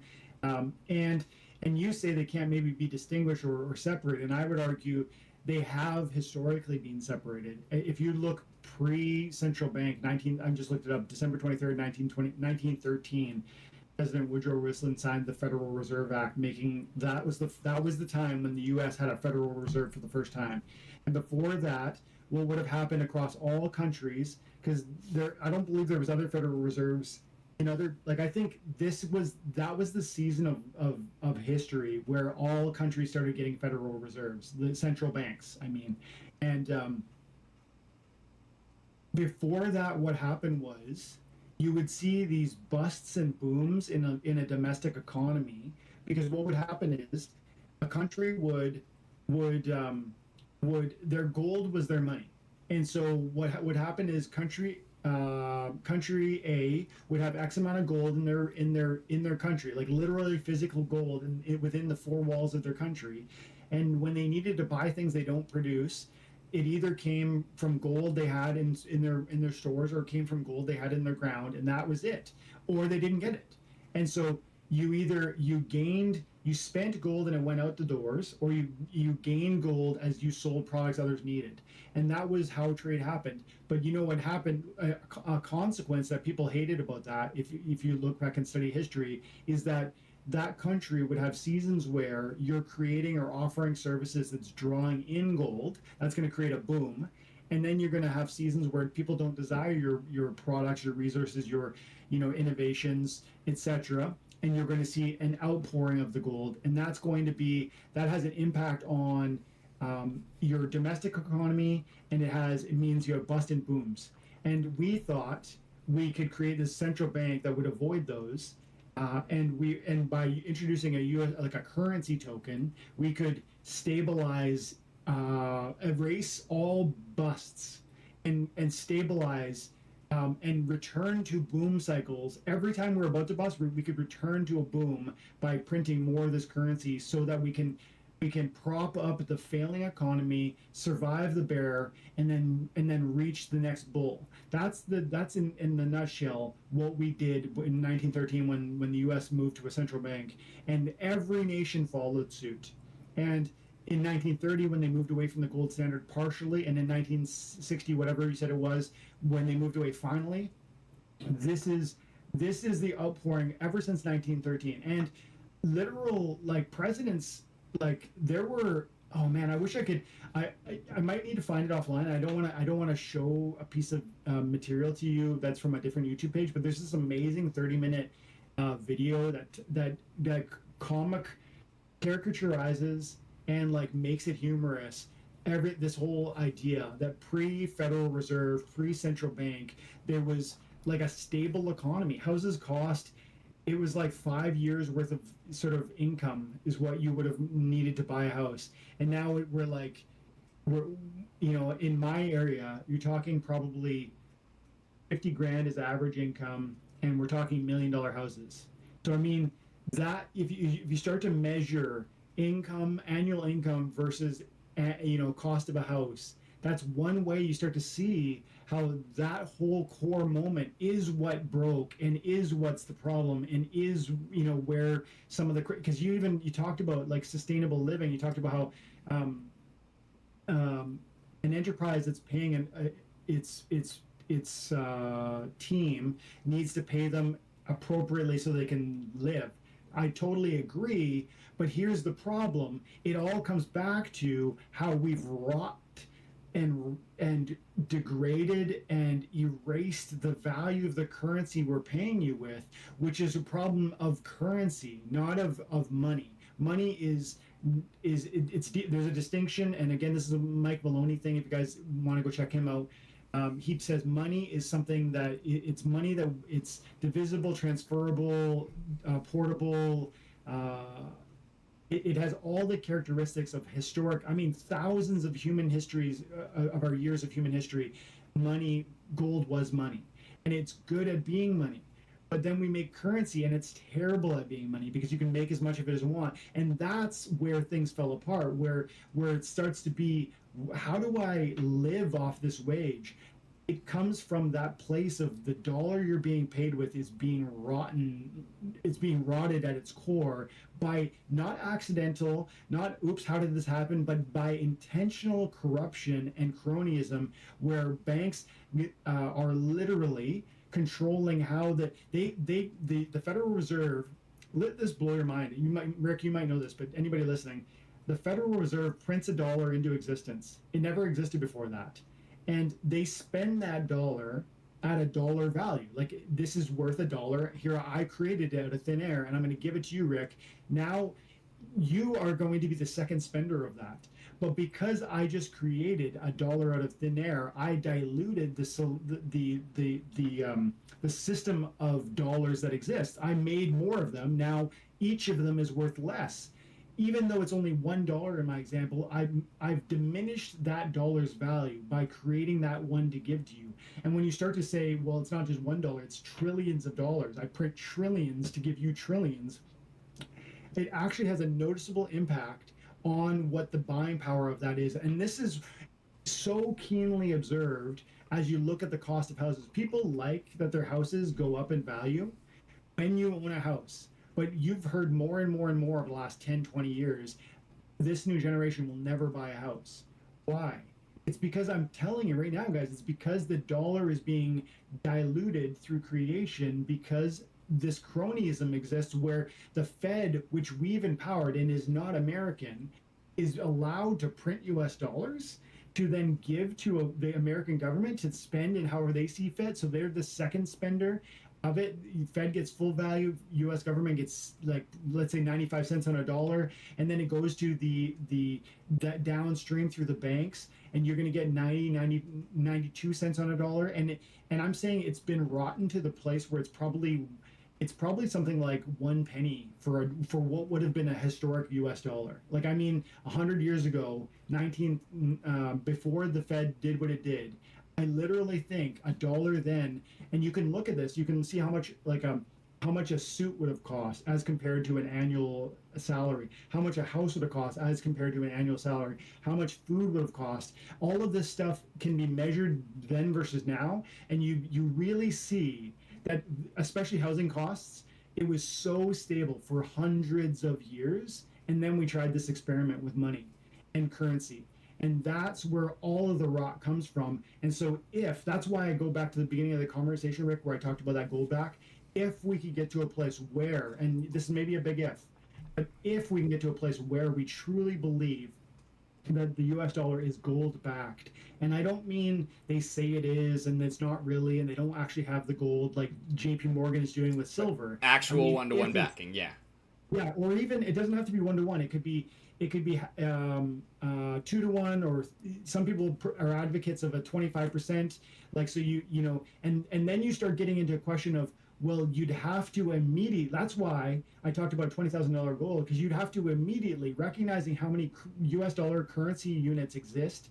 You'd have to essentially measure that, and then you'd have to say, okay, divide that by however many gold units we have. Okay, I guess every gold unit is worth 20 grand now. And overnight that could happen.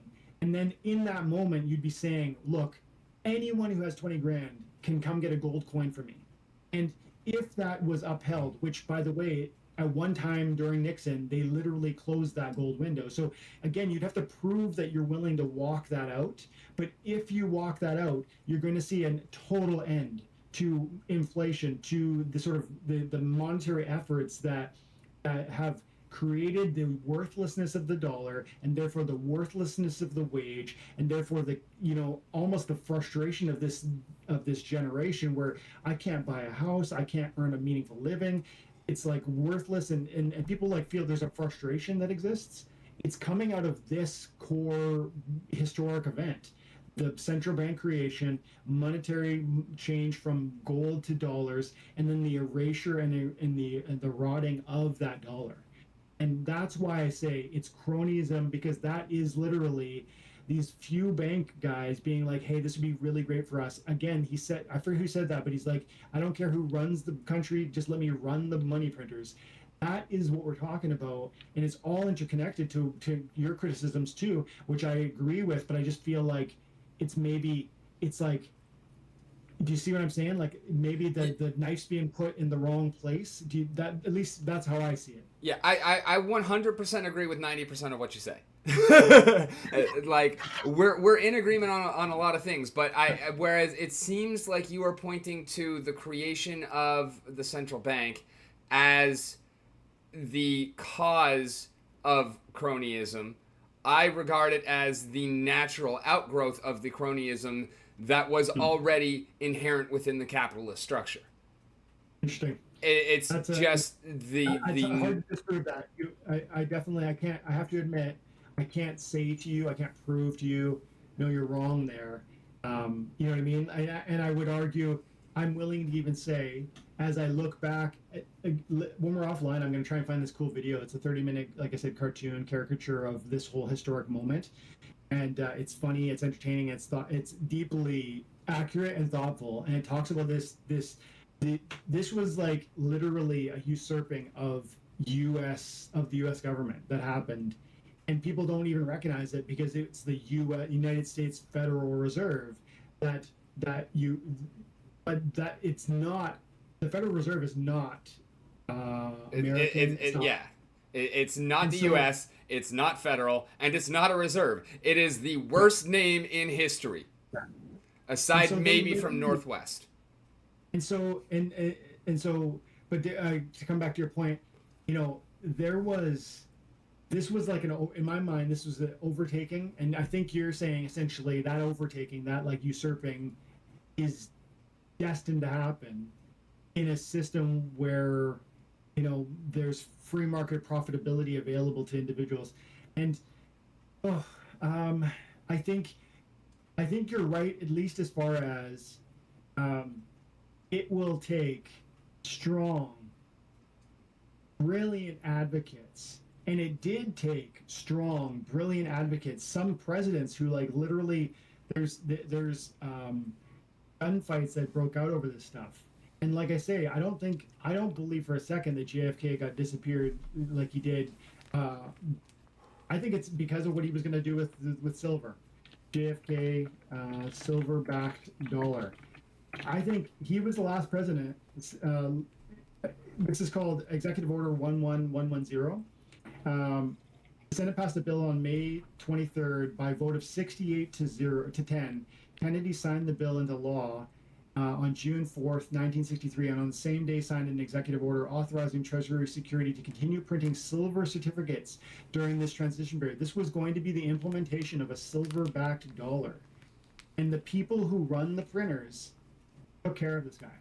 So I'm saying there absolutely is a war that can happen here Like I don't mean war in like a literal gun sense. I mean like there's a battle that has to happen with good men who recognize what you're describing, the proclivity to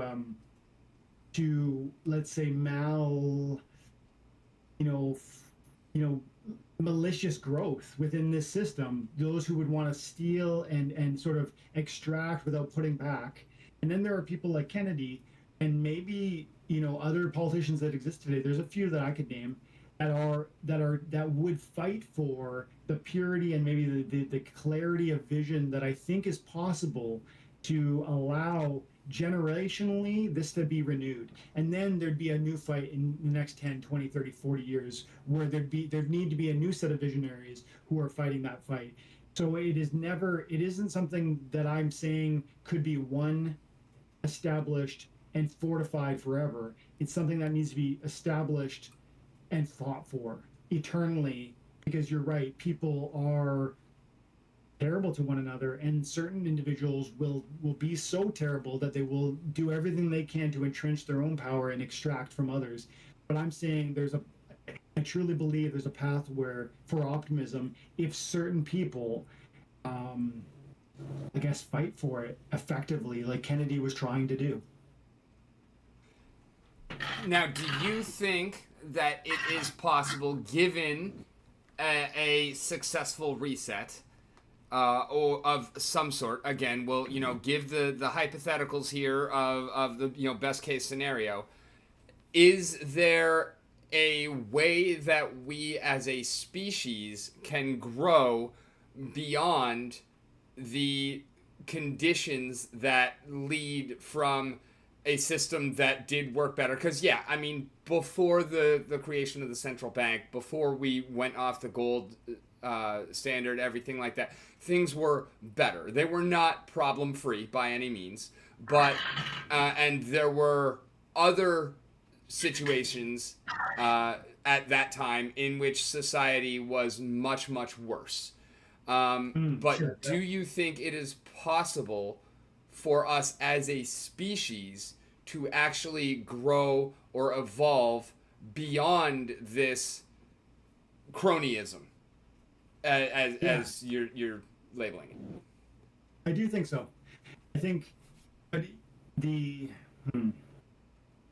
I think there's a famous theologian who says something like, no, he's not even a theologian. It might have been like, it was a famous author. The line of good versus evil runs through the human heart.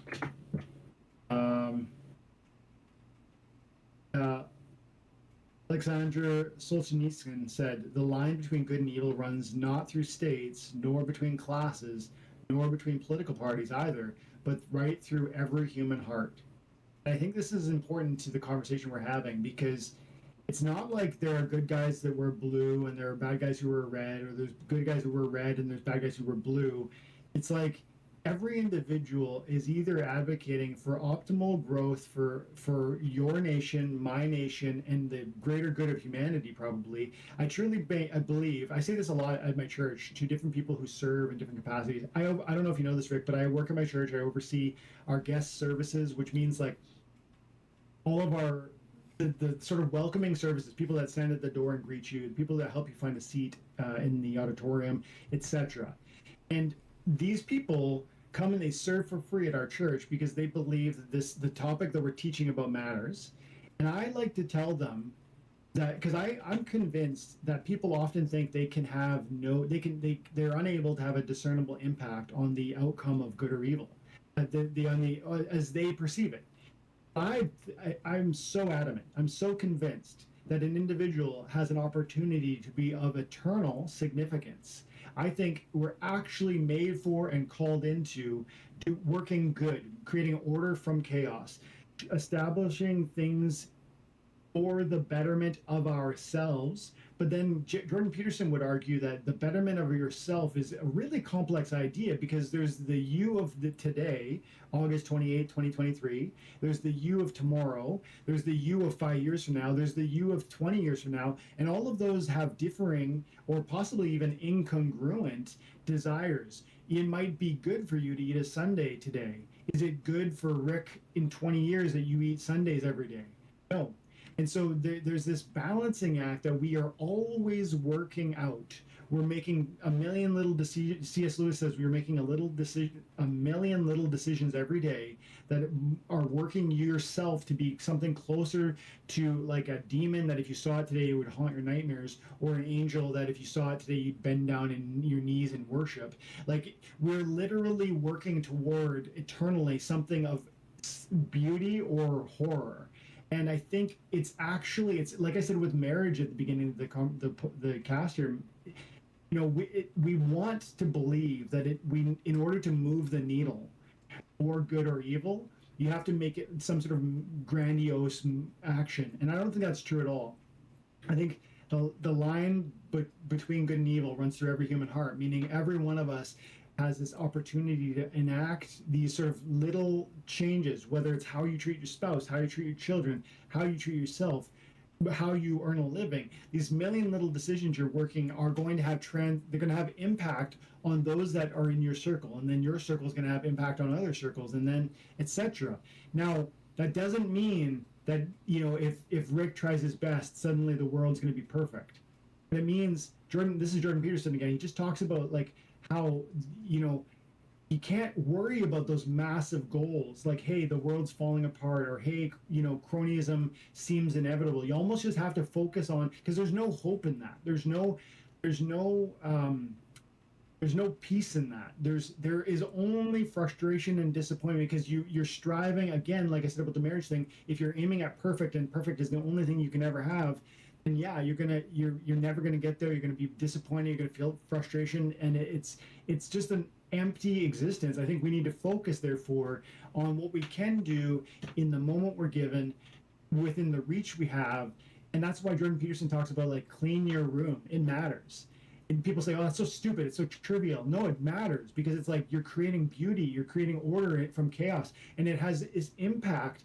Some people will tell you, you know, if you don't clean your car, it says something about your character, your stress. These things matter to your day, and then therefore they matter to your relationships, and then your relationships impact your wife and your children, and then others. And so I think these are battles that we have to fight on a smaller scale through conversations like this, maybe even, where I don't know if 10 people are going to see this, 100, 1,000, I don't know.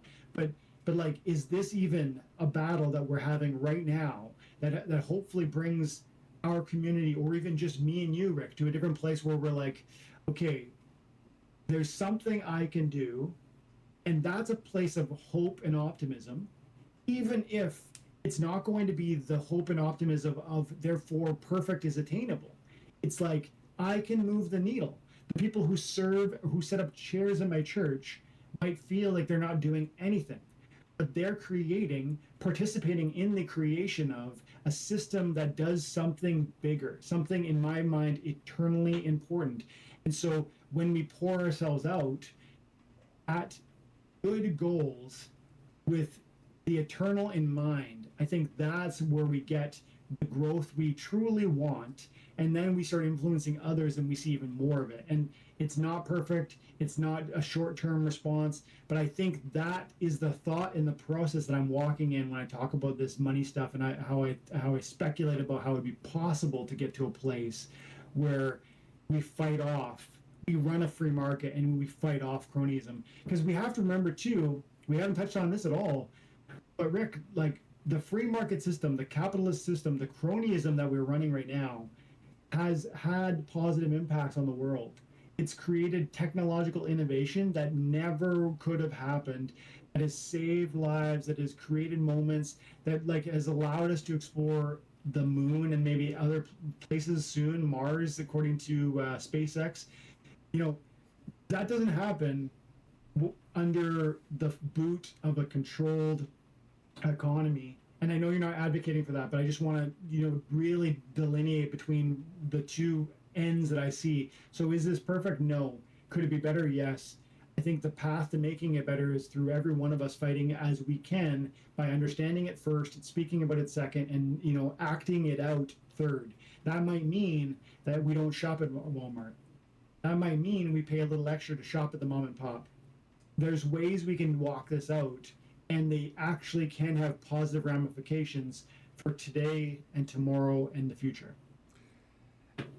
And I again agree with a lot of what you're saying, and there is that personal responsibility, and the onus is on each of us individually to take those steps.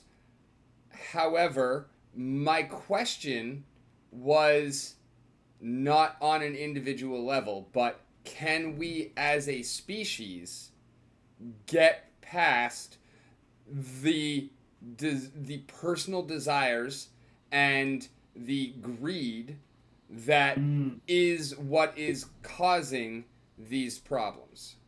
Yeah. Wow. I mean, as a as a religious man, my answer is like not in this world, and we are broken, we are sinful, and that's why that Solzhenitsyn quote is like so appropriate, because it's like it isn't, the evil isn't out there that we need to quell. It's right here. And as long as, and one of my old pastors says this about a church: when you find a perfect church, don't go there because you'll ruin it, because you're not perfect. And the point is, neither am I, and neither is anybody. Exactly. And like that's why the answer to your question is no. We can't, we won't. But through the act of through the act of understanding the importance of the conversation that you're raising, and through the act of understanding the fact that we are the broken ones, like I'm trying to say, then we can hopefully get to a place where more people fight for that good that we want, than fight for that evil and that extraction and whatnot. That's the only thing in this world, man. Like, we hopefully the good wins more, but truthfully, I don't think there's a final victory here. I think that literally there's corruption in our human heart, and it literally takes something external outside to then erase and fix and end that, because that is in us. And that is something that, well, I have some minor disagreements on some of the finer points of it. In some, I agree absolutely. I don't think that there is a way forward whereby we as a species, we as the human race, can conquer these problems, because we are at the heart, the source of these problems. And It's like, yeah. I think that is a wonderful place to call it. And I realize that we are coming up on 3. I want to be respectful of your time. So have a few minutes. You can share with the crowd how you would like them to be able to find you. Any parting words or final thoughts that you would like to share. Basically, whatever you want to talk about, the mic is yours for a few minutes. Have at. Yeah, man. Just first of all, thanks for the conversation. Thanks for that you reached out. It was a lot of fun. And these things are, I think these things matter. I think sometimes, probably at some points during this conversation, I suspect people feel or felt like, oh man, like this is so doom and gloom, because the way I talk about the economy. But man, I think it's so deeply important to explore the depths of concern that we might actually have, so that we can have an answer to them, and that we can, to the best of our abilities, like I said earlier, work solutions. And so, yeah, that's where my head's at, where my heart's at. I hope that's interesting, and to those who watch, and maybe those who will watch. And if you want to know more about sort of me and what I'm into, you can come check me out on YouTube. Dwayne Cunnigham on YouTube. Infidel1258 is my Splinterlands account, and you'll find me. You might see me in the battle arena on Splinterlands. You can find me on Twitter or X at time n attention. That's the letter N in the middle there. And yeah, guys, thank you so much for the time. I really enjoyed it, And Rick, I'm definitely gonna find that video. I want you to see this one. It's really cool later on. But thanks for the conversation, dude. My pleasure, absolutely. And thank y'all so very much for watching. As always, I have been Rick. You've been on the mountain. It has been a wonderful time. And we will catch y'all again this upcoming Thursday for another Off the Cuff. And we'll be streaming on Twitch and YouTube in the meanwhile as well. But keep being awesome.